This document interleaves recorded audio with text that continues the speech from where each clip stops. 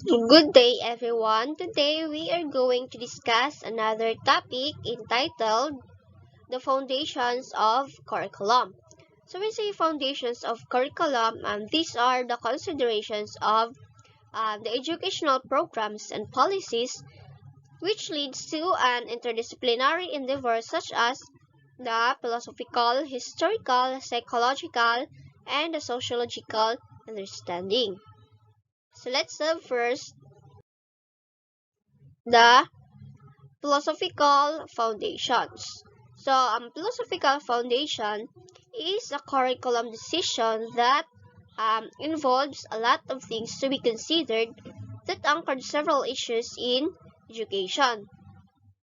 Issues such as the purpose of learning, the source of the subject matter, the nature of the teaching and also the learning process, and we have also the characteristics of the students or the learning. So that is according to ECANIM and ECAFREE 2014.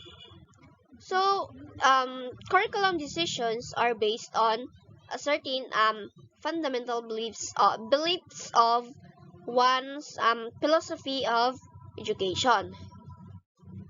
So which makes the philosophical which makes philosophy a foundation of curriculum because it involves fundamental beliefs from one's philosophy of education. So there are four philosophies in education, and third day philosophical foundations. Philosophical foundations of curriculum.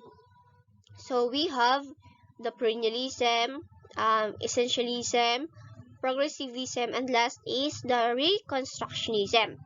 So first, let's have the perennialism. So perennialism aims to educate the rational person, cultivate their intellect, and the role of the teachers is to assist the students to think with reason or their critical thinking, and it focuses on classical subjects and literary analysis. So, the term perennialism is derived from the word perennial, which means constant or unchanging. So, perennialism is based on the work of Plato, Aristotle, and Thomas Aquinas. So perennialism is subject-centered philosophy, and the role of the teacher is to teach the students to think rationally and also to develop their critical thinking skills. So they also give emphasis on the importance of mastery of the content and developing the reason skills of the students.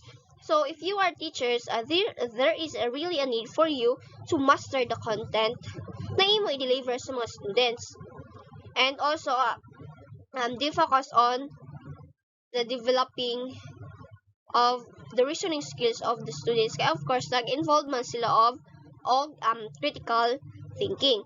Perennialism also focuses on classical subjects such as the classical subjects and also literary analysis. Next is essentialism. So essentialism aims to promote intellectual growth of the learners in order to become competent. The teachers are the sole authorities in the subject area, and it focuses on the essential skills and essential subjects. So essentialism is founded by William Bagley. So William Bagley was one of the most influential advocates of essentialism. William Bagley is also the founder of the essentialist educational theory. So essentialism is also a subject-centered, just like perennialism. Essentialism is the subjects in essentialisms are more focused on the historical context of the material world and the culture. So they are more on looking back at the past or the history of the world in order for the students to have a deeper understanding of the present. Okay, of course, So, pag walay idea ang mga students about the past, so they will not understand the present. In essentialism, the teachers also are more on transmitting series of progressively difficult topics and also the promotion of the students. So the teachers will impart knowledge through conducting lectures in which the students are expected to take note, of course, para na sila ay masdahihan. And the students are provided with a practice worksheets or activities, and also they hands-on projects, then accompanied by an assessment. So the students will undergo the same process for a semester. So when the assessment shows that the students are sufficiently competent, then it is now the time that they will be promoted. Kaya of course, competence naman sila. So kumbaga, daghan na sila na-learn. Ang ilhang learning is ilhajong naswalo ang mga learnings na dapat nilang ma-learn. So that's it. That is for essentialism.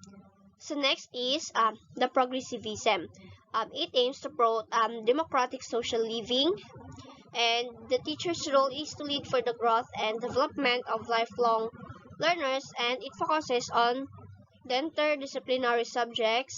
It is also a learner-centered and outcome-based.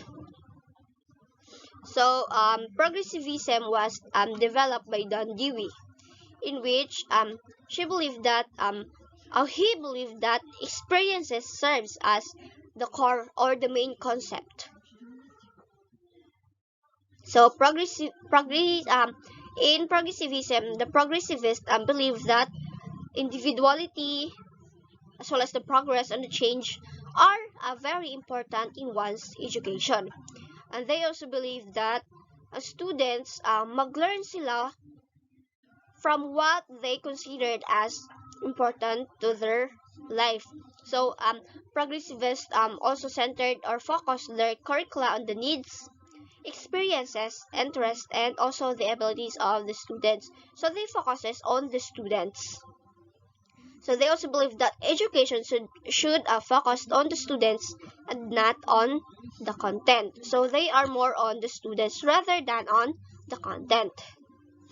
They are more on group activities and problem solving because they believe that the students will learn through cooperative learning strategies. Of course, diba?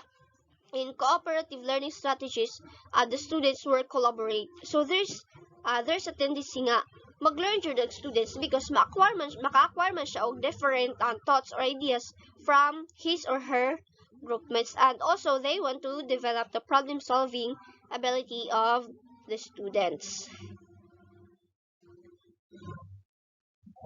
So next is the Reconstructionism, which aims to improve and reconstruct the society, and the role of the teacher is to act as an agent of change and reforms, and it focuses on the present and also the future educational landscape.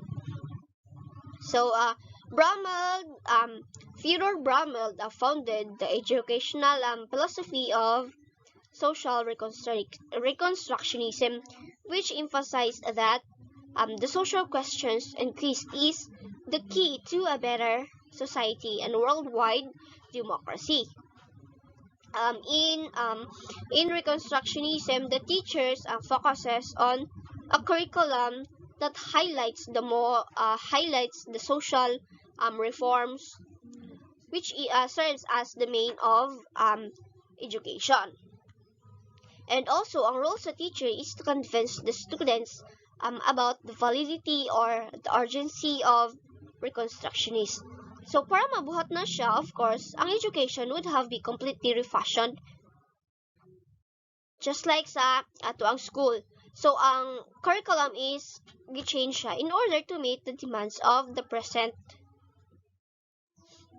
And also, para sa mga social reconstructionist, ang curriculum is dapat focus on the student's experience and taking social actions on real-world problems. Mga problems such as violence, hunger or poverty, terrorism, and also inequality. So that is for reconstructionism.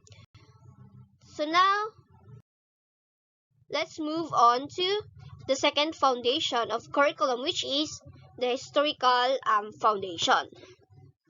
So here are some influential people when it comes to the educational system, particularly in shaping the curriculum that we have today. It also talks about their contributions that is still visible and can be observed by the present generation. So we have here Franklin Bobbitt. So Franklin believes that the learning objectives and the activities should be grouped and sequenced. After clarifying the instructional activities and the task. So just like in making lesson plan, di ba? Ang ato ang design activities at is ug ang ato ang learning objectives is connected siya. Kay dili man nato ma-meet ang atong objectives or ang atong goal if ang ato ang mga activities is wala siya o dili siya connected sa ato ang objectives. So there is really a need for our designed activities and learning objectives to be connected to each other in order for us to meet our desired outcomes. Franklin Bobbitt also views curriculum as a science that emphasizes the needs of the students. So that's why lesson plans the lessons are planned and naka-organize siya in accordance to the needs of the students. And katunang nga needs of students is dapat i-address po to siya sa teachers in order to prepare them to the next level of their life or to their adult life. So that is for Franklin Bobbitt. So next is Wiret charters. So just like Bobbitt, charters also see the curriculum as a science that emphasizes the needs of the students. So Wiret charters also believe that ang learning objectives as well as the activities must be aligned with the subject matter or content. So of course, ang imong topic is about the curriculum foundations. Then ang imong activities is not related to the topic. So dili ka makaingon nga kanang na-meet nimo ang imong desired goals tungod kay dili man siya aligned. So there is so it is really important that the learning objectives as well as the activities must be aligned to the subject matter or the content para ma-reach nimo ang imong gusto maabot or ang imong desired outcomes. So that is why the Department of Chairpersons ug mga course coordinates make sure that the learning objectives and the activities is aligned to the subject matters. So next is William Kilpatrick. So William Kilpatrick is more on a child-centered curriculum. William also believes that the purpose of curriculum is for the students to grow and develop their social relationship. He also introduced the use of small group interactions and also the project method in which the teachers and the students plan together. So, kang William Kilpatrick, there is a collaboration between teachers and students. So next we have Harold Rugg, 1886 to 1960. So just like William Kilpatrick, Harold is also more on a child-centered nga mga activities. Harold also introduced the concept of the development of the whole child, the inclusion of the studies, and the importance of curriculum planning in advance. So, Harold, para sa iya, dapat ang curriculum is nakaplano na siya in advance. Kaya in case there is mga kanang mga changes, so there is still time to change because advance man nimo siya na plano. So next is Hollis Caswell in the year 1901 to 1989 rather. So for Hollis Caswell, he believes that the subject matter is developed according to the interest of the learners and their social functions. So, kanang learner-centered gihapon siya. So, he also believed that the curriculum is a set of experiences in which the students must experience what they learn. Kaya of course, kung if ma-experience sa students, of course, mas mag-learn siya or mas masabtan niya ang isa ka topic.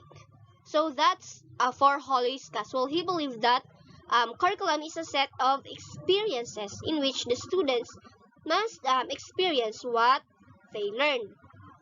So next is Ralph Taylor. Year 1902 to 1994. So Ralph Taylor see the curriculum as a science that deals with the social philosophy. He also believed that a curriculum should revolve around the students' needs and interests. So nakabase gyapon sa needs o interest sa students ang curriculum. And also the subject matter is planned in terms of imparting the knowledge, skills, and values among students. And also Ralph Taylor is the author of the book The Basic Principles of Curriculum and Instruction. And he also believed that the purpose of the curriculum is to educate the generalist and not the specialist. And the process must involve problem solving. So problem solving is still visible in Ralph Taylor. So that's for Ralph Taylor. Let's proceed to the next, which is Hilda Taba.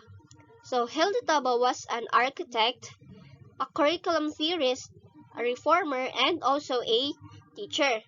So Taba contributed to the theoretical and pedagogical foundations of the concept development and critical thinking when it comes to social studies curriculum. Taba also helped to lay the foundations of education. She also defined the curriculum as a document that contains a statement about the aim and the specific objectives. Hilda is also more focused on how to develop the curriculum as a process in improving the curriculum itself. She also believed that the curriculum should be designed by the teachers and not by anyone else. Kaya of course, ang teachers is they are the one na mas nakabalo kung unsa tong mga learnings na dapat makuha sa students ug mga ways on how to impart those learnings to the students. Taba also focuses on how to develop the mental abilities of the students. And next is Peter Oliva in the year 1992 to 2012. So Peter Oliva described curriculum change as a cooperative endeavor. And he also believed that the teachers and curriculum specialists constitute the professional core of planners. So he believed that the teachers and the curriculum specialists should collaborate in planning a curriculum. And he also have a significant improvement is achieved through group activities. So he also believed that through group activities there is a significant improvement. So that is for the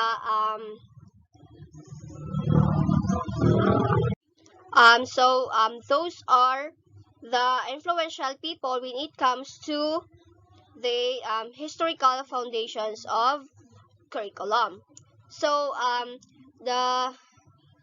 all of the famous curriculum theorists na na-mention nato have almost several views, and all of them believe that ang curriculum should be a learner-centered that address the needs of the students. So they are more on a learner-centered curriculum. So I guess that's the end of my topic, and the continuation will be discussed by Miss Karen Kalamba. So thank you and God bless.